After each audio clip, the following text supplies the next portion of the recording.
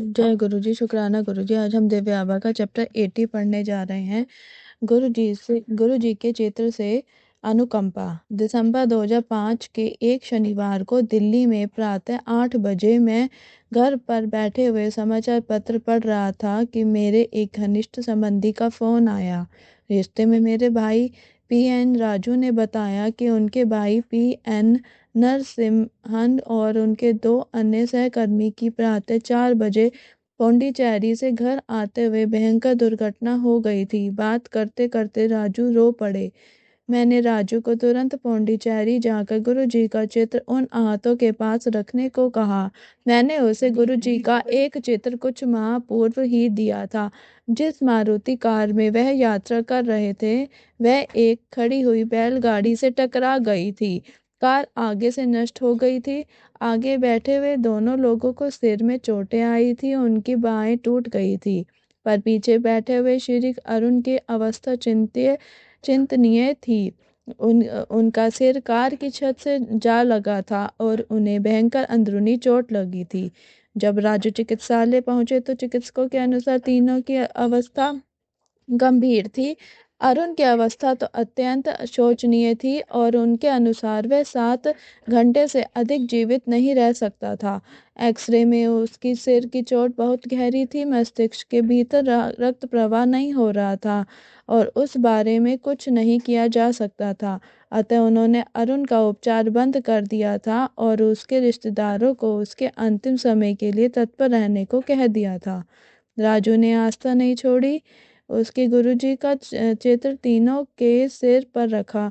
यह उसने किसी भी रिश्तेदारों को बताए बिना किया, क्योंकि किसी को भी गुरुजी के बारे में ज्ञान नहीं था। मैं राजू से हर 3 घंटे में बात कर रहा था। वह जब भी रोगियों के समीप होता तो गुरुजी का चित्र उनके पास रखकर गुरुजी से प्रार्थना करता था। परिणाम तुरंत विदित होने लगे। चिकित्सकों ने जब रोगियों का परीक्षण किया तो 2 को तो उन्होंने संकट से बाहर घोषित कर दिया, परंतु उन्हें गहन चिकित्सा केंद्र में देखरेख के लिए रखने पर बल दिया। अरुण का परीक्षण करने पर वह चकित रह गए। न केवल उसने वह 7 घंटे की सीमा पार कर ली थी, उसकी अवस्था में सुधार भी हो रहा था। चिकित्सकों से प्रश्न करने पर वह कुछ उत्तर नहीं दे पा रहे थे। अगले दिन चिकित्सक संबंध रह गए। अरुण को परीक्षण करने पर उन्होंने उसका तीव्रता से सुधार होता देखा। जब उन्होंने कहा कि वह ठीक हो जाएगा, वह पर सामान्य जीवन व्यतीत नहीं कर पाएगा। दुर्घटना के 2 सप्ताह बाद तक राजू गुरुजी का चित्र रोगियों पर रखता रहा। 1 माह के उपरांत अरुण पुरानी बातें याद करने लगा और उसने शैया से उठने की आकांक्षा व्यक्त करी। गुरु कृपा से वह स्वस्थ होता गया और 3 मास के बाद उसने कार्यालय में भी जाना आरंभ कर दिया। अरुण का उपचार करने वाले चिकित्सक केवल आश्चर्य कर सकते थे। उनको पता नहीं था कि गुरुजी ने अपने अनुयायी की पुकार सुनकर उनकी रक्षा करी है, जिन्होंने गुरुजी के बारे में सुना भी नहीं था। सत्संग से उपचार। गुरुजी के आशीर्वाद का एक अवसर 9 मास पूर्व भी आया था, जब मैंने गुरुजी के दर्शन भी नहीं किए थे। मैं अपने 2 अतिथियों के वार्तालाप कर रहा था, मेरी मामी श्रीमती विजया और भाभी श्रीमती राजलक्ष्मी। मेरी मामी स्पॉन्डिलोसिस की रोगी थी और भाभी पिछले 15 वर्ष से अधशीसी दर्द से पीड़ित थी। वार्ता करते हुए विजया ने बताया कि ना तो वह शैया पर सो पाती थी, ना ही किसी भी वाहन जैसे रिक्शा, कार, बस या ऑटो में यात्रा कर पाती थी। वह अपने मन की शांति खो चुकी थी।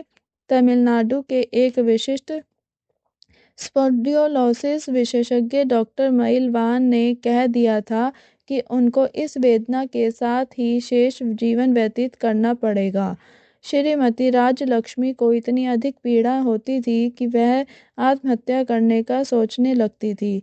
कुछ एक बार उसने सोने की अधिक गोलियां ले भी ली थी, पर असफल रही थी। मुझे पता नहीं कि मैंने मन में यह विचार कैसे उत्पन्न हुआ, किंतु मैंने उनको कह दिया कि गुरुजी के समक्ष समस्याएं रखने से उनको मुक्ति मिल जाएगी। उस समय मेरे पास गुरुजी का एक ही चित्र था, पर मैं उनको गुरुजी के बारे में बताया गया। मैंने उनको बताया कि कैसे उनसे भी अधिक गंभीर रोगी गुरुजी की कृपा से स्वस्थ हुए हैं। मैं उनको गुरुजी के भक्तों के समरण कोई 10 मिनट तक सुनाता रहा। अविश्वसनीयता से यह सब सुनने के बाद विजय और राजलक्ष्मी दोनों ने अपने रोग में सुधार होने की बात कही। विजया ने कहा कि उसका स्पॉन्डिलोसिस का दर्द शीघ्रता से कम हो रहा था। राजलक्ष्मी ने कहा भी कि उसकी वेदना जो वार्ता प्रारंभ होने के समय बनी हुई थी घट रहा थी। उसको लग रहा था कि जैसे उसके सिर से एक बहुत बड़ा बोझ हट गया है। उनके स्वास्थ्य में प्रगति बनी रही। उस रात विजय 10 वर्ष के पश्चात पहली बार शैया पर सोई। राजलक्ष्मी ने उस रात कोई औषधि नहीं ली। यह चमत्कार देखने के तुरंत बाद मैंने कर्नल चटर्जी को फ़ोन किया और उनसे गुरुजी के पास जाने के मार्गदर्शन लिए। 1 सप्ताह के बाद हमने सद्गुरु के दर्शन किए और उनसे आशीर्वाद लिया।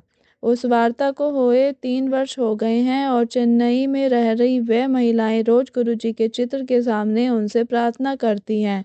अब उनमें उन रोगों के कोई आसार शेष नहीं हैं। जय गुरुजी, शुक्राना गुरुजी। इसी के साथ दिव्य आभा का ये चैप्टर समाप्त होता है। कल हम दिव्य आभा में पढ़ेंगे नाविक का मार्गदर्शन। जय गुरुजी, शुक्राना गुरुजी। मेरी वॉइस में अगर किसी को अच्छा लगे तो चैनल को शेयर, लाइक और सब्सक्राइब करना ना भूलें। ओम नमः शिवाय। शिव जी सदा सहाय। ओम नमः शिवाय। गुरु जी सदा सहाय।